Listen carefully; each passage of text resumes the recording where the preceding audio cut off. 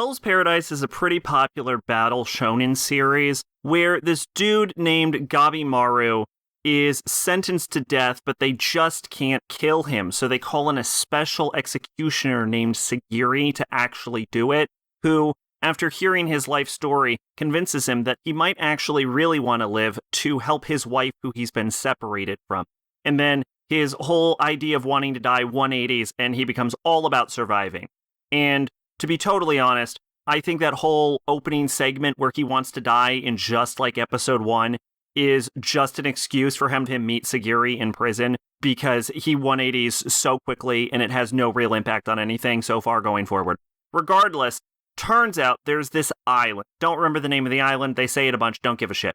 Which has the Horai elixir on it, famous elixir which grants immortality. So they send a bunch of condemned super murder criminals along with executioners to personally escort them to this island to come back, bring back the Horai elixir for the shogunate, and whoever pulls that off will get a free pardon. Now, obviously, the craziest part of this plot is why the fuck would they send super murderers if they have super executioners to go with them? Look, just go with it, all right? A lot of the show doesn't really make that much sense. Regardless, the island itself has a bunch of insects that turn people to flowers. And there's this weird sort of, I'm going to call it a virus, but it's not really, virus that permeates the island that turns people into flowers. And there's really powerful, like, monsters on the island that are basically like flower people. Big flower symbology to it. To be honest, one of my favorite things about Hell's Paradise is all of the flowers. It's got pretty good, strong character design, decent monster design, but the environments and the flowers and the melding of the Buddhist and Taoist elements looks absolutely gorgeous. Great environments in this. Now, about the Buddhist and Taoist mergings in the island itself and how it like mix and matches the religions, it does feel slapdash, but this is actually lampshaded and brought up in the show itself, where they mention how fucking weird it is that they're just slamming these two religions together. Now, Buddhism often gets slammed into whatever the local religion is anyway, but the Taoism is a little strange in Japan. Not super strange, but there's definitely some mixtures going on in here. And they bring up that there was a similar cult-like religion that had its foundations earlier, like hundreds of years ago? I don't remember. They brought it up during the Shogunate, regardless. So the story's using it to an effect. Do I think it's an excuse just to bring in a bunch of religions in a situation that otherwise probably wouldn't have them? Sure, but I don't find this offensive, and I think the fact that they're bothering to integrate it into the plot satisfies me enough.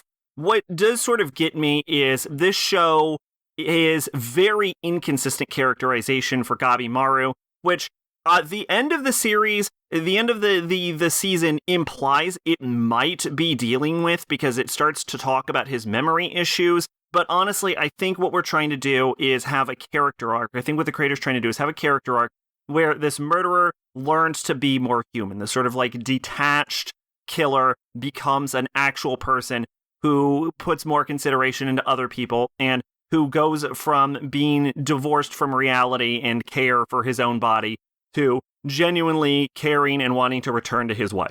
And I think that's sort of the idea of what it's doing, and it parallels the sort of other protagonist of the series, Sagiri, who is an executioner who keeps hesitating to kill people as she learns how to be more aggressive and being capable of killing people. So I see what they're doing, but with Gabimaru specifically, it happens so rapidly, and the transitions in his personality traits occur so quickly that it actually ends up feeling a little jarring and as if he's inconsistently written. Sagiri herself, I think, is a decently well-written character, and I don't really have any complaints, and I care significantly more about her than anyone else. Regardless, the show also does this thing in the start that took me right out of it, where it introduces a bunch of the super murderers, and then it kills like half the cast by episode 3, and then I was like, oh, it's one of these fucking shows that'll just introduce a bunch of characters and fucking murder them. And it chills off on that, but it does feel like a sort of either a waste of audience's time or a waste of potential for these characters, when I feel like their deaths could have been, or their characters could have been explored in more interesting, more plot progressive purposes. So it does feel like it's going with the edgy kill people to kill people thing that has sort of become popular lately. but it also feels like it's sort of chilling off on that and is willing to explore the characters it has now. So there's some lazy writing in it, but I will say to the show's credit, towards the end, when we started to deal with the, what are they called, the Tessin, the like flower immortal people who can like change genders on the fly, and we start to get into the like Taoism-based, key-based power system, the show actually started to regain my interest, and the fact that they ended up dividing the two protagonists and how it's starting to integrate its power system into the concepts of philosophy actually brought me back. So it's one of the very few series, like a small handful of series, that managed to lose me right at the start and actually managed to win me back. Normally, I would just check out the entire time. So I don't necessarily think Hell's Paradise is great, or I don't even think it's good so far, but I am seeing bits of potential. And to be honest, I did see one spoiler that gives me a little bit of hope that there are elements in it in the future that I might continue to enjoy. So even though I didn't really vibe with season 1, I have just enough hope that when season 2 comes out, I might actually check it out. Twitch and Discord in the description. I've been Sacrobolic, your envoy of hope. Bye-bye.